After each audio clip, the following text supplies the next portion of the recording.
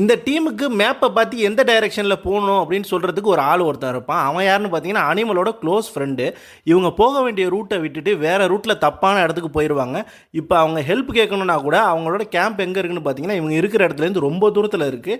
இப்போ எப்படியாவது வந்து இந்த எனிமையெல்லாம் கிராஸ் பண்ணி தான் அவங்க போயாகணும்.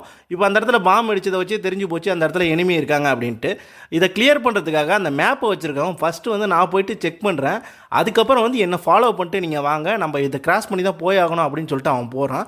அங்கே போயிட்டு இங்கே எல்லாமே ஓகே கிளியர் அப்படின்னு சொல்லிட்டு அவன் கை தூக்கி காம்பான் பாருங்க. அப்போ அவன் நிற்கிற இடத்துலேருந்து லெஃப்ட் சைடில் பார்த்தீங்கன்னா ஒரு பில்டிங் இருக்கும். அதுலேருந்து ஒரு ஸ்னைப்பர் வந்து கரெக்டாக அவனோட தொடையிலே ஒரு புல்லட்டாக இருக்கும். அவன் அந்த இடத்துல சுருண்டு விழுவான்.